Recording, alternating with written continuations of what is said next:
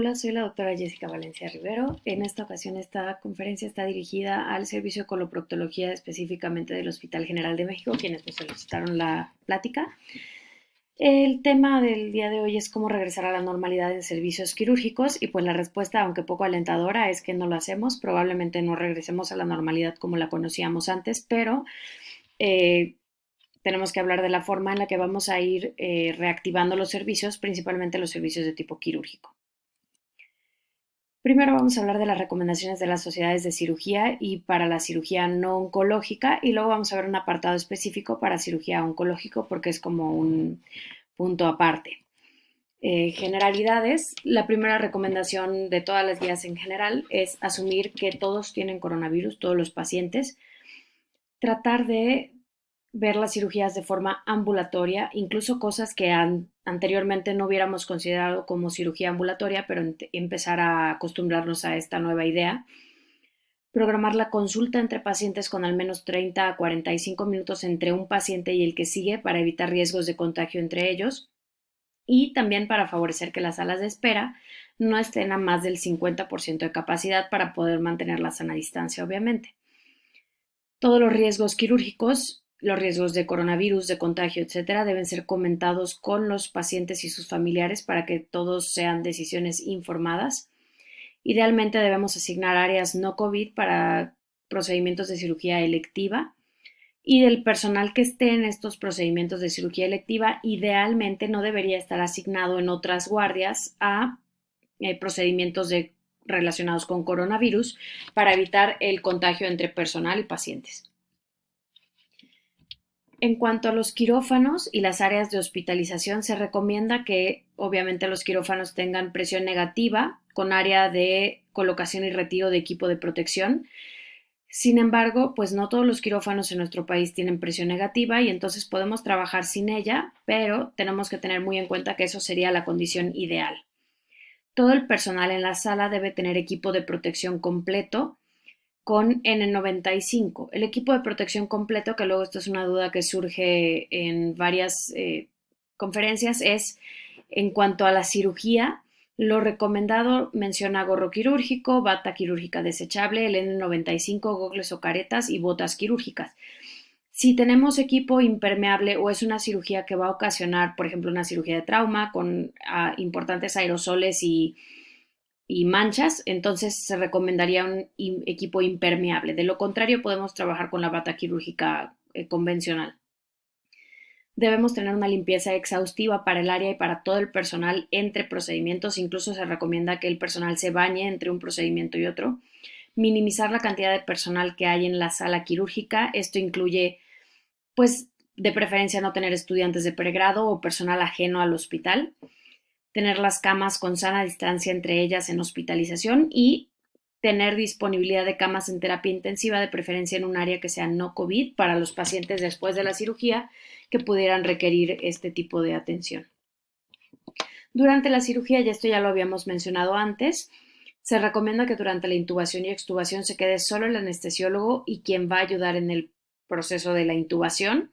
El resto del personal debe entrar a la sala después de la intubación y salir de la sala antes de la extubación.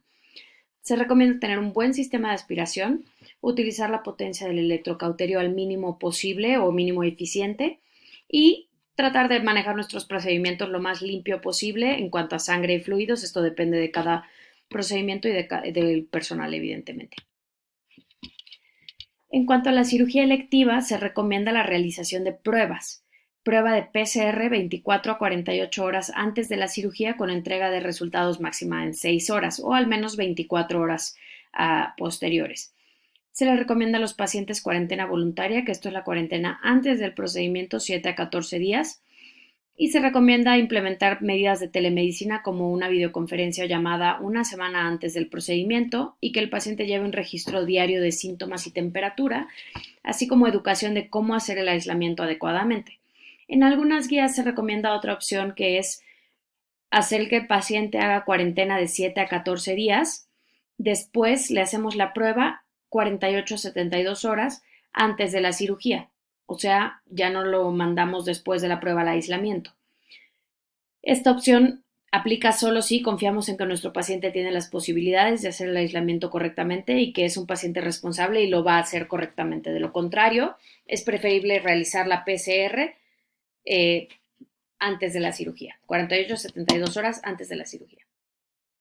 En cuanto a la cirugía urgente, evidentemente no aplica mandar al paciente a prueba y a aislarse 7 a 14 días, etcétera, etcétera. Entonces, lo que se recomienda en las guías es la realización de una tomografía de tórax y, por supuesto, informar el riesgo que tiene el procedimiento al paciente y a sus familiares. ¿A qué riesgo nos estamos refiriendo? Pues, y esto pasa también cuando operamos accidentalmente a alguien que sí tenía coronavirus, el riesgo es para el paciente.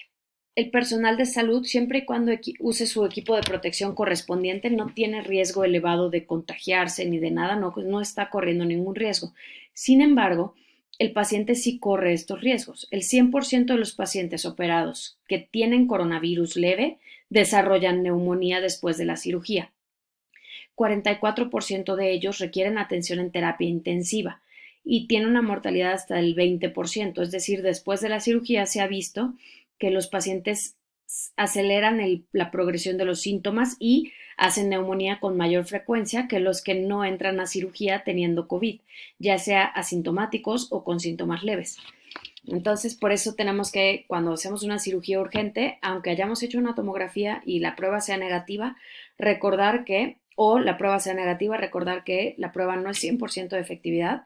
La tomografía solo detecta los casos de neumonía por coronavirus, pero no detecta los coronavirus leves.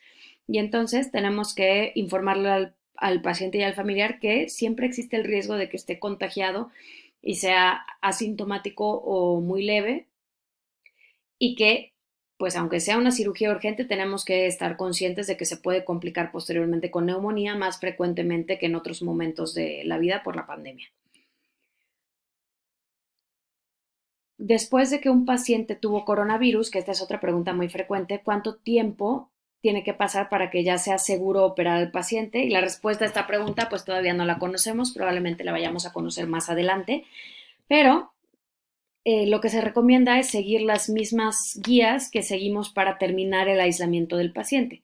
Supuestamente, si ya terminamos el aislamiento, pensamos que el paciente ya no tiene coronavirus, no está en riesgo de contagiar a nadie y no tendría por qué tener riesgo de portarse como un paciente grave postquirúrgico. Entonces, pues lo que recomiendan las guías es tomar estos tiempos y entonces lo dividen en según la gravedad de los síntomas. Si fue un paciente sintomático leve o moderado, son al menos 10 días desde que iniciaron los síntomas, al menos un día sin fiebre y que estén mejorando los síntomas respiratorios. En cuanto a los pacientes graves o críticos, 10 a 20 días desde que empezaron los síntomas, un día sin fiebre y que estén mejorando los síntomas respiratorios. Y para los pacientes asintomáticos que tienen PCR positiva, 10 días después de que se hizo la prueba, o sea, de que se tomó la prueba y fue positiva. Y obviamente que no hayan iniciado con síntomas. En caso de que estos pacientes inicien con síntomas, pues ya los pasamos al cuadrito 1 o 2 según corresponda y hacemos los conteos pertinentes. Después, las otras recomendaciones nos dicen que debemos caracterizar la cirugía del paciente, o sea, qué tan urgente es operarlo ahorita o qué tanto podemos programarla y postergarla el tiempo recomendado. Y entonces vienen recomendaciones de en cuánto tiempo se debe realizar cada tipo de cirugía. Para estas recomendaciones cabe aclarar que yo en estas diapositivas solo incluí las que son de cirugía general y coloproctología por interés de la conferencia específicamente, pero existen guías en esta misma guía, viene un apartado para cada tipo de cirugía por especialidad y cuánto tiempo se puede o debe postergar cada procedimiento. Y entonces no voy a mencionar todos los procedimientos que vienen en la guía, pero voy a mencionar algunos. Cirugía categoría 1A, que es la cirugía urgente que debe realizarse en menos de 24 horas. Tenemos, por ejemplo, perforación, isquemia, fascitis necrotizante, oclusión intestinal, complicaciones postoperatorias con fuga de anastomosis, peritonitis, etc. Categoría 1B son cirugías que deben realizarse en menos de 72 horas y aquí viene oclusión de intestino delgado, colectomía para CUSI, oclusión intestinal que no se puede hacer stenting, absceso perianal y otras infecciones que no responden a tratamiento conservador. Categoría 2 son cirugías que se deben hacer en menos de un mes Y aquí viene muy relacionado con la cirugía de cáncer, que son las cirugías que tenemos que programar, etcétera. Cáncer anal, cáncer de colon con resecciones, exenteración pélvica y algunos procedimientos para enfermedades crónicas como enfermedad de Crohn, cuando tienen estenosis o fístula que no responde a tratamiento endoscópico o médico. Menos de 3 meses, que es la categoría 3, va a ser colectomía y proctectomía por colitis refractaria, inserción de cetón o fístula anal sintomática, incluyendo por enfermedad de Crohn, y cirugía de prolapso rectal. En cuanto a la cirugía laparoscópica, que esto igual ha traído muchas dudas en general en todas las guías, en todas las sociedades quirúrgicas, pues lo que se ha encontrado y lo que se ha descrito es que la cirugía abierta y mínimamente invasiva puede provocar aerosolización y eso lo sabemos desde hace mucho tiempo por enfermedades como el VIH y el VPH, hepatitis, etc. Y en algunos estudios dicen que la cirugía abierta provoca mayor aerosolización que la cirugía laparoscópica. Es verdad que han habido un estudio en particular que ha identificado que el virus del COVID SARS-CoV-2 puede encontrarse en líquido peritoneal y además se ha encontrado en sangre, en heces, pero no se ha podido aislar el virus en aerosol o gas. Entonces, en pacientes con COVID activo lo que se recomienda es disminuir el humo del electrocauterio, poner aspiración del gas y usar EPP completo por precauciones, como en cirugía abierta.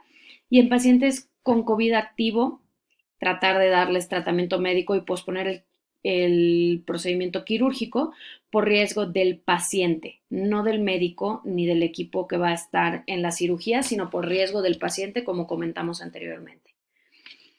En cuanto a la endoscopía y la colonoscopía, la clasifican por riesgo de aerosolización del coronavirus a vía aérea, etc. Entonces, las colonoscopías y endoscopías están consideradas de bajo riesgo y entonces nos recomiendan N95 o equivalente de preferencia, o sea, incluso podríamos realizarlas con mascarilla quirúrgica. La endoscopía gastrointestinal alta, ahí sí nos recomiendan solo N95, ya no sería aceptable usar mascarilla quirúrgica. Y en cuanto a las de alto riesgo, como la broncoscopía, nos recomiendan obviamente, además del N95, utilizar salas de presión negativa cuando estén disponibles por el riesgo de aerosolización y ahí sí pues es manipulación directa de la vía aérea. En cuanto a los pacientes oncológicos en los que ya nos aseguramos que no están infectados por coronavirus, lo recomendado es, primero, pues son pacientes crónicos, como recomiendan todas las guías de rehabilitación de las diferentes especialidades, son los pacientes que deben tener mayor educación tanto en su enfermedad como en los riesgos que puedan correr. Y entonces son pacientes a los que debemos enseñarles cuáles son los síntomas de coronavirus y las medidas para prevención, como sería el lavado de manos, medidas de higiene, evitar acudir a lugares concurridos, el uso de mascarillas convencionales reutilizables de tela en lugares públicos y mascarilla quirúrgica cuando acudan al hospital.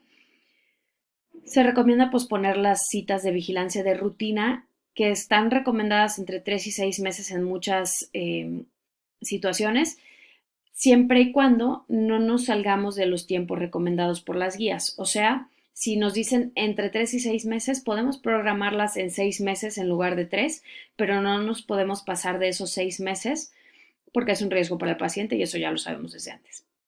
Se recomienda hacer screening telefónico previo antes de las citas y de los ciclos de tratamiento y dar una alta prioridad para pruebas diagnósticas de COVID-19. O sea, si en algún paciente con cáncer sospechamos que tenga coronavirus, pues hay que priorizarlo para así realizarle prueba a ese paciente. En cuanto al screening en cáncer, se recomienda posponerlo. Esto aplica para los pacientes que son asintomáticos y no tienen diagnóstico de cáncer, como en los que fuman y son mayores de 40 años, que se recomienda hacerles tomografía de baja intensidad en algunas guías. Y apenas se controle la pandemia, se recomienda reiniciar el screening en cáncer, porque pues obviamente esto ha demostrado disminuir la mortalidad. Para los procedimientos de diagnóstico y biopsias de pacientes que sospechemos que tienen cáncer, que tengan algún hallazgo imagenológico o que tengan síntomas, no debemos limitar el diagnóstico. Lo que sí debemos limitar es el número de visitas y procedimientos a las mínimas que vayan a influir en el tipo de tratamiento que le demos al paciente. A veces no todos los estudios de extensión son necesarios para definir el manejo. Cuando lo sean, hay que realizarlos. Cuando no vayan a hacer ningún cambio porque ya tenemos una metástasis o algo, entonces no es necesario realizarlos y se pueden postergar. Para cuando vamos a dar tratamiento de cáncer a algún paciente ya diagnosticado, se recomienda posponer, como habíamos dicho, las visitas de rutina post-tratamiento a los tiempos máximos que digan las guías sin pasarnos de ahí. Y monitoreo remoto, tratar de establecer telemedicina para todas las cosas que no requieran la visita presencial del paciente. En cuanto al tratamiento quirúrgico, es muy importante entender que en cáncer la cirugía no puede llamarse cirugía electiva, tampoco es cirugía urgente, entonces se le conoce como cirugía de cáncer esencial. Pero entendamos que toda la primera parte de la plática, en donde hablábamos de cirugía electiva, no aplica para los pacientes que tienen cáncer. Se debe tomar en cuenta la capacidad del hospital para tener una UCI disponible en el caso de que nuestros pacientes postquirúrgicos con cáncer lleguen a requerirlo. Esto aplica sobre todo más para hospitales privados, porque en hospitales públicos pues a veces estamos acostumbrados a que la UCI esté llena y el paciente se quede en piso de cualquier forma, pero sí tener espacio de hospitalización disponible, obviamente. Si se considera una opción habitualmente, podemos considerar la neoadyuvancia para posponer un poco el procedimiento quirúrgico, pero si es un tipo de cáncer o un estadio clínico en el cual no se recomienda la neoadyuvancia, no experimentar cosas nuevas, sino apegarnos a las guías recomendadas. En el caso de cáncer de colon y recto, lo que recomiendan es clasificarlo según el riesgo de progresión para ver qué tan rápido tengo que hacer la cirugía. Entonces, en riesgo intermedio entran cáncer de colon con bajo riesgo para obstrucción inminente y ahí recomiendan retrasarlo de 3 meses, sobre todo en los que son mayores de 50 años. Si no, podemos considerar hacerla de una vez. Alto riesgo de progresión serían cáncer de colon con riesgo inminente de oclusión. No debemos retrasarlo a menos que el paciente sea mayor de 70 años y pues ahí lo ponemos en duda.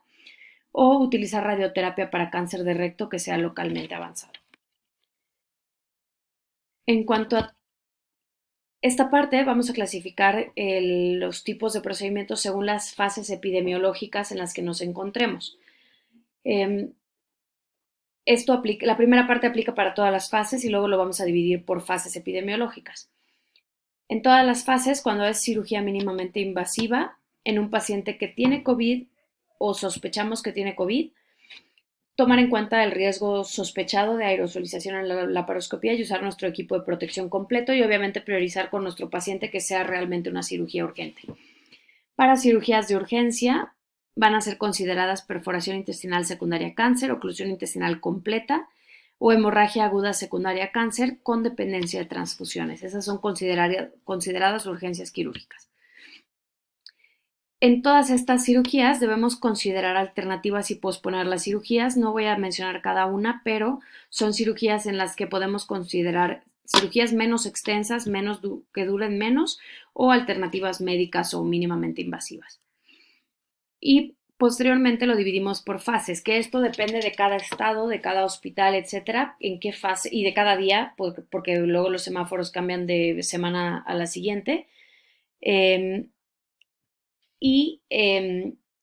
este momento no sé en qué fase se encuentra cada hospital, pero la fase 1 es cuando tenemos camas disponibles, ya sea previo a la pandemia o cuando la pandemia esté en un mejor momento, y aquí prácticamente solo se deben diferir los que sean pólipos en general benignos o malignos localizados y procedimientos profilácticos. Todo lo demás pues serían candidatos a realizar su cirugía. En la fase 2 es cuando tenemos las camas limitadas, es decir, la fase en la que nos encontramos más o menos actualmente porque no tenemos todas las camas que normalmente tendríamos disponibles. Entonces debemos diferir todos los procedimientos para pacientes asintomáticos o mínimamente sintomáticos. Y debemos realizar todas las que son urgencias quirúrgicas que mencionamos anteriormente o pacientes con cáncer que se encuentren sintomáticos. Oclusiones parciales, considerar hacerles estoma y luego hacer las cirugías más extensas o sangrados que requieran transfusiones. En la fase 3, que es la fase en la que estamos sin camas, que probablemente en muchos estados ya brincamos esa fase y ya tenemos algunas camas disponibles para procedimientos selectivos, se deben postergar todas, excepto las de riesgo vital, y se deben realizar solo las que son urgencias quirúrgicas. Esta parte es específicamente los lineamientos que propone el Hospital General. Voy a ser un poco breve porque es algo extensa. Eh, Sugiere primero que nada realizar un triage epidemiológico y clínico con laboratorios generales del paciente e incluir PCR, radiografía y prueba de IgG y IgM sérico. La verdad es que yo no siento que la prueba rápida de IgG y IgM sérico sea de utilidad para tamizaje de pacientes porque no es positiva en los primeros días y tiene muchos más falsos negativos que la PCR. Es más fácil basarnos en PCR y síntomas clínicos de coronavirus y eso es más sensible que la prueba de IgG y IgM. Entonces, en las que confirmamos que tienen pruebas negativas y radiografía de tórax normal, si son procedimientos sin riesgo de aerosoles, podemos utilizar mascarilla quirúrgica triple capa normal y si son con riesgo de aerosoles, N95. Si tienen dudoso o confirmado, si es dudoso, repetir después de 7 días todos los estudios y si es confirmado, obviamente, referir a neumología, infectología o epidemiología para tratamiento o seguimiento y posteriormente reprogramar la cirugía.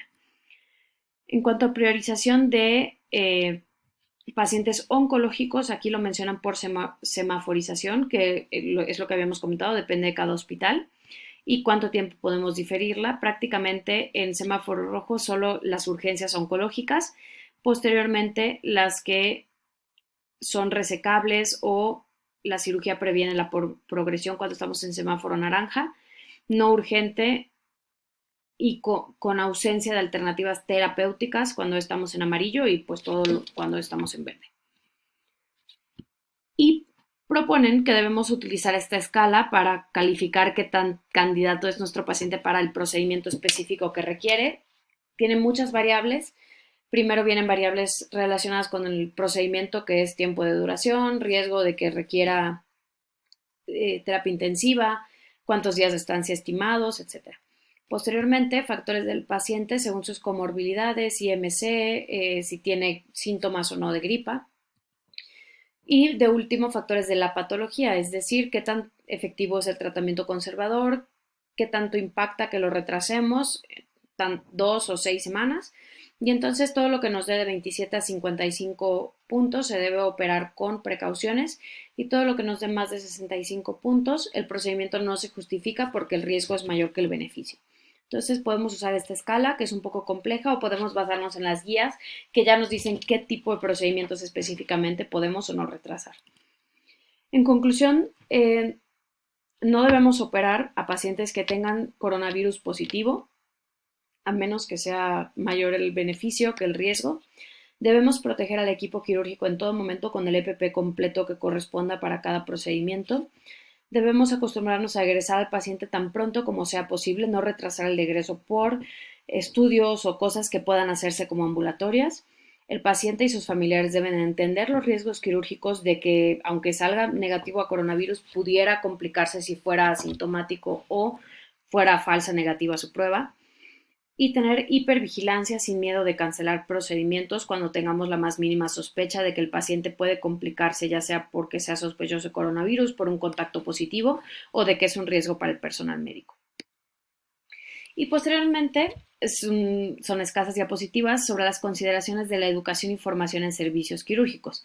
Incluyo este apartado porque ha sido un apartado muy sonado en todas las sesiones de las sociedades quirúrgicas, porque es una preocupación sobre todo en los servicios que son prácticos como las cirugías, no tanto en los servicios que son clínicos, porque se puede llevar una enseñanza más ambulatoria y más por telemedicina.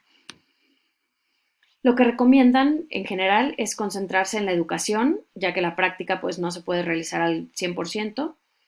Ventajas que se han adquirido de esta pandemia es que ahora todos nos hemos acostumbrado a subir las clases a plataformas para poder revisarlas después y esto evita que el residente que se encuentra de guardia o el fellow que se encuentra en procedimiento se pierda de las clases, se las puede revisar después. Podemos tener acceso a librerías en línea de procedimientos o de información. Se recomienda utilizar ejercicios con videos para tomar decisiones, que son como si dijéramos un videojuego de corta aquí, si cortas aquí entonces sangra y ese tipo de cosas, como simuladores. videos o transmisiones del servicio local, es decir, que el médico que esté operando se ponga una cámara y vaya narrando lo que va haciendo y se transmita ya sea en vivo o grabado para que los que estén en formación que no pudieron entrar a ese procedimiento por el número de personas puedan verlo desde otra sala o en otro momento. Y acceso a bibliotecas ya existentes, ya sea algunas sociedades tienen de videos y de cosas de lo que hemos mencionado, algunas sociedades las tienen de libre acceso, otras hay que suscribirse, pero bueno, creo que vale la pena para complementar la formación en estos momentos. En algunas sociedades internacionales han recomendado la modificación de las certificaciones y la duración de los fellows, el número de procedimientos mínimos para certificarse a lo realmente esencial, etcétera. Y las recomendaciones del Royal College of Surgeons, que es una que se enfoca mucho en la formación y por eso me gustó mucho, que dice que todo el énfasis durante esta pandemia debe estar en realizar un plan para la siguiente generación de cirujanos que están en formación actualmente. Debemos identificar oportunidades para aumentar el tiempo y número de casos de exposición, incluir opciones en el sector privado, es decir, apoyarse con colegas que pertenezcan a las sociedades y a los consejos para establecer rotaciones formales en sus prácticas privadas a los fellows del hospital, entrenamiento con simuladores o aumento del uso de recursos en línea. Por el momento eso es todo. Gracias por su atención y cualquier duda o comentario les dejo como siempre mi correo y quedo atenta a sus comentarios. Gracias.